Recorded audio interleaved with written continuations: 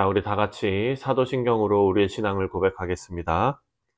전능하사 천지를 만드신 하나님 아버지를 내가 믿사오며 그 외아들 우리 주 예수 그리스도를 믿사오니 이는 성령으로 잉태하사 동정녀 마리아에게 나시고 본디오 빌라도에게 고난을 받으사 십자가에 못 박혀 죽으시고 장사한 지 사흘 만에 죽은 자 가운데서 다시 살아나시며 하늘에 오르사 전능하신 하나님 우편에 앉아 계시다가 저리로서 사한 자와 죽은 자를 심판하러 오시리라.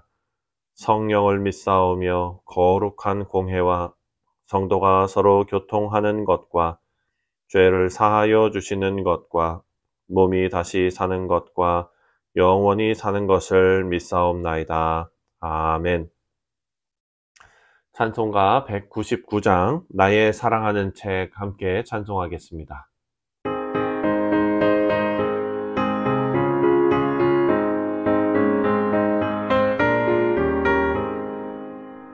나의 사랑하는 책 비록 헤어졌으나 어머니의 무릎 위에 앉아서 재미있게 듣던 말 그때 일을 지금도 내가 잊지 않고 기억합니다.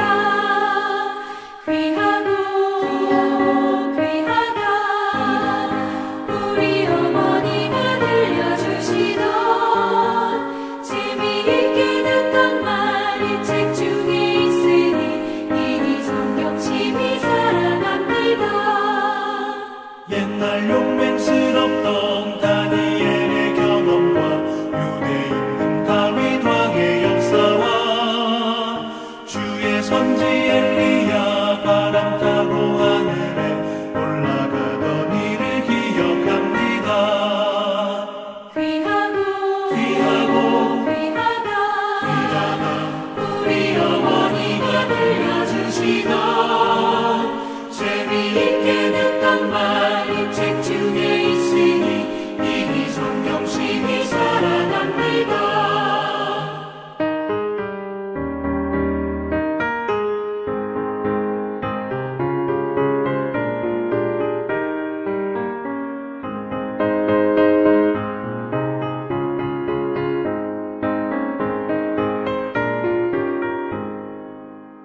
예수 세상 계실 때 많은 고난 당하고 십자가에 달려 죽임 당하니 어머니가 읽으며 눈물 많이 흘린 것 지금까지 내가 기억합니다.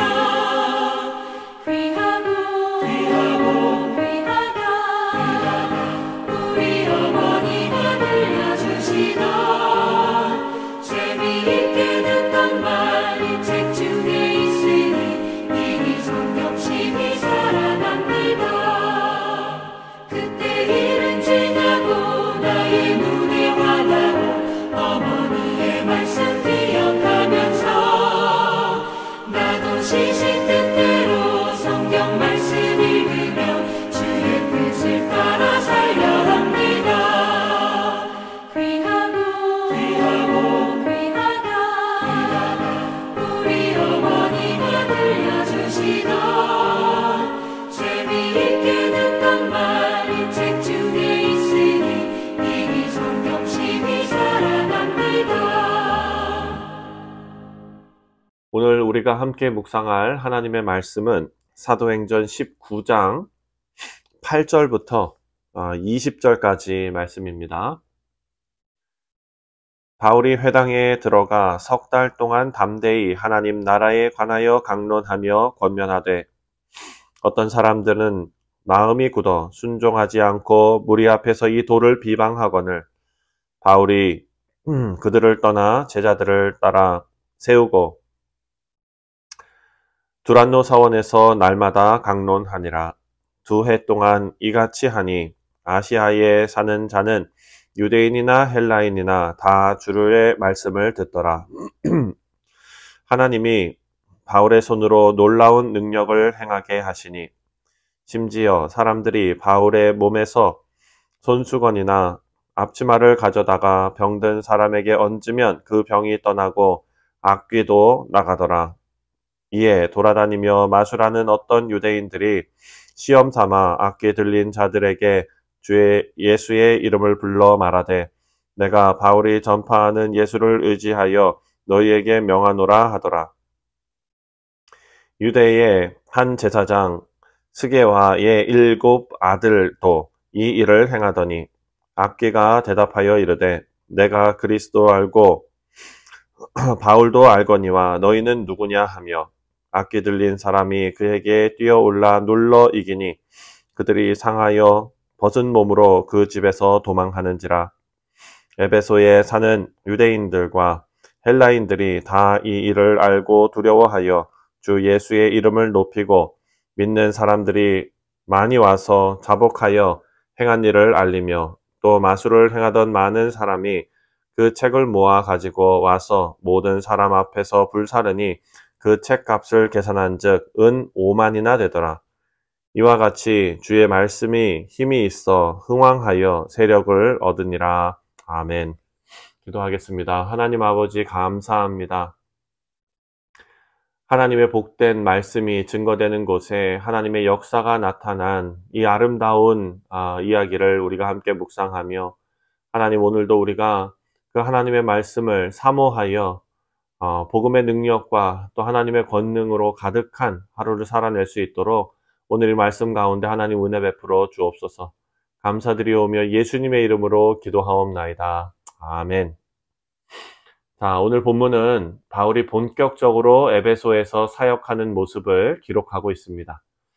자, 우리가 잘 아는 대로 아볼로는 복음에 대한 이해가 조금 부족했지만 나름대로 열심히 이 지역에서 사역했던 것 같습니다. 그 열심으로 밭이 일구어졌고 사도 바울이 온전한 복음으로 이 사람들이 성령으로 충만하게 되는 역사가 일어났다라는 것을 오늘 본문을 통해 우리가 보게 되었습니다. 물론 아볼로도 브리스길라와 아굴라의 사랑 어린 헌신과 가르침으로 귀한 사역자로 세워졌습니다. 사랑 성도님들, 여기서 우리가 알 수 있는 것은 하나님의 온전한 말씀이 증거되고 공동체가 하나님의 온전한 복음을 받으면 회복의 역사가 나타난다라는 것을 알게 됩니다. 하나님의 말씀이 이렇게 중요한 것입니다. 이제 바울은 믿음의 공동체를 만들어가기 위해서 말씀 사역을 계속합니다. 바울은 늘 하던 대로 유대인의 회당에서 말씀 사역을 시작합니다. 8절과 9절입니다.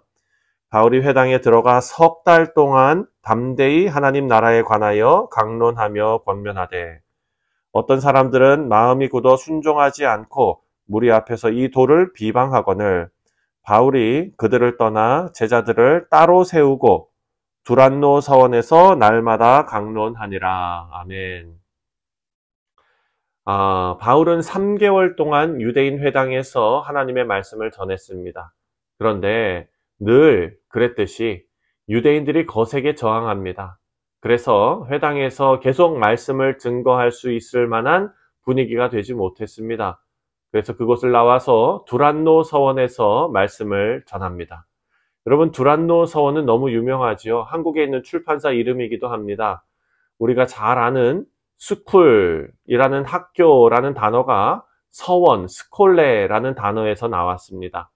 그리고 두란노는 그 장소의 주인이거나 혹은 그곳에서 가르쳤던 교수님의 이름이었을 것입니다. 그리고 이곳에는 제자들만 모여 있었고 2년 동안 바울은 이곳에서 하나님의 말씀을 가르쳤습니다. 10절 말씀입니다. 2해 동안 이같이 하니 아시아에 사는 자는 유대인이나 헬라인이나 다 주의 말씀을 듣더라. 아멘. 두란노 서원은요, 오늘 말씀을 보면은 교회의 성격이 강했습니다. 이 교회의 소문이 퍼져나가서 아시아에 사는 많은 사람들이 바울을 통해 하나님의 말씀을 들을 수 있게 된 것입니다. 이렇게 예수님의 복된 소식이 많은 사람들에게 퍼져나가게 되었습니다. 11절과 12절을 보면 복음이 증거되면서 많은 기적이 일어난 것을 보게 됩니다. 11절, 12절에 하나님이 바울의 손으로 놀라운 능력을 행하게 하시니 심지어 사람들이 바울의 몸에서 손수건이나 앞치마를 가져다가 병든 사람에게 얹으면 그 병이 떠나고 악귀도 나가더라. 아멘.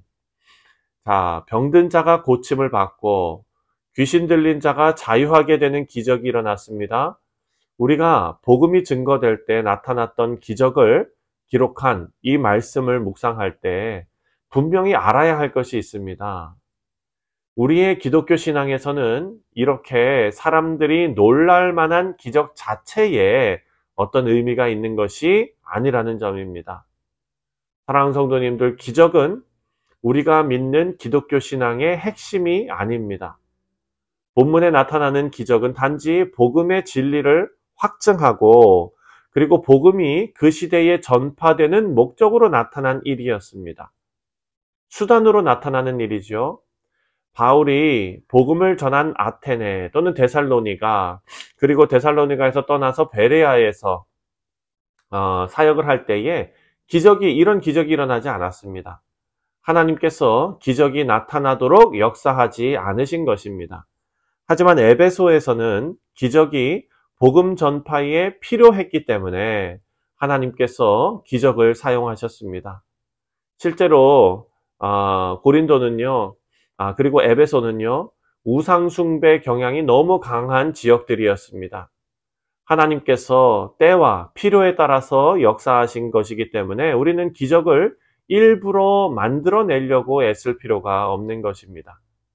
초대교회 그 시절 활발하게 나타났던 이 기적들이 오늘날에는 쉽게 볼 수가 없습니다. 그 이유는 기적보다 더 확실한 하나님의 말씀이 우리에게 주어졌기 때문입니다. 우리가 지나치게 신비주의에 빠지고 기적적인 일에 내 마음을 다 빼앗기면 잘못된 길로 빠지기가 쉽습니다. 13절 말씀을 보면 13절에 이에 돌아다니며 마술하는 어떤 유대인들이 시험 삼아 악귀 들린 자들에게 주 예수의 이름을 불러 말하되 내가 바울이 전파하는 예수를 의지하여 너희에게 명하노라 하더라. 자, 하나님의 진리의 말씀에는 관심이 없고 눈에 보이는 기적에만 관심이 있었던 사람들이 있었습니다. 마술하는 유대인들이 하나님께서 베푸신 기적을 흉내내려고 합니다. 근데 그런 노력은 아무 유익이 없었습니다. 우리 사랑하는 성도님들, 이 어리석은 유대인들처럼 눈에 보이는 현상을 쫓지 말고 하나님께서 우리에게 어떤 것을 주셨는지를 확인해야 합니다. 자, 베드로전서 1장 12절 말씀을 보면은요. 베드로전서 1장 12절입니다. 이 섬긴 바가 자기를 위한 것이 아니요 너희를 위한 것임이 계시로 알게 되었으니 이것은 하늘로부터 보내신 성령을 힘입어 복음을 전하는 자들로 이제 너희에게 알린 것이요 천사들도 살펴보기를 원하는 것이니라. 아멘. 자, 하나님께서 우리 모두에게 천사도 부러워하고 사모하는 영원한 말씀을 주셨습니다. 하늘의 권세와 능력을 우리에게 주신 것입니다. 세상이 알지도 못하는 사랑의 은사를 우리에게 주셨고 그 은사가 성령 하나님을 통해서 우리의 삶에 넘치게 하셨습니다. 우리 사랑하는 성도님들, 예수님으로 말미암아 구원받은 우리 모든 성도들이 바로 세상이 감당할 수 없는 귀한 존재들입니다. 이제 우리는 참된 하나님의 능력과 영광을 세상에 밝히면서 우리의 사명을 다해야 될 줄 믿습니다. 우리 성도님들, 오늘 하루도 하나님께 받은 이 복음의 빛을 우리 삶의 능력으로 나타내시는 우리 복된 성도님들 되시기를 주님의 이름으로 축원드립니다. 기도하겠습니다. 하나님 아버지, 은혜와 사랑에 감사를 드립니다. 하나님께서 우리의 인생에 또한 우리의 심령에 심겨주신 그 복된 믿음과 그 복음의 능력이 열매 맺어 하나님의 나라를 위하여 쓰임받고 또 하나님의 나라를 위하여 복되게 사용되는 우리 모두 될 수 있도록 인도하여 주옵소서. 감사드리오며 예수님의 이름으로 기도하옵나이다. 아멘. 하늘에 계신 우리 아버지여, 이름이 거룩히 여김을 받으시오며 나라가 임하시오며 뜻이 하늘에서 이루어진 것 같이 땅에서도 이루어지이다. 오늘 우리에게 일용할 양식을 주시옵고 우리가 우리에게 죄 지은 자를 사하여 준 것 같이 우리 죄를 사하여 주시옵고 우리를 시험에 들게 하지 마시옵고 다만 악에서 구하시옵소서. 나라와 권세와 영광이 아버지께 영원히 있사옵나이다. 아멘. 네, 사랑하는 성도님들, 오늘 화요일은 선교를 위해서 기도하는 날입니다. 우리 원로 목사님께서 어제 하나님의 은혜 가운데 사역 잘 마치시고 우리 목사님 사모님 뉴욕으로 잘 귀국하셨습니다. 그 사역하신 그 귀한 일이 그곳에서 열매 맺을 수 있도록 위해서 계속 기도해 주시고 캄보디아와 그리고 또 니카라과 김도균 선교사님 사역을 위해서 또 우리 각 선교회가 후원하고 있는 선교지를 위해서 우리 함께 기도하도록 하겠습니다. 다 같이 기도합니다.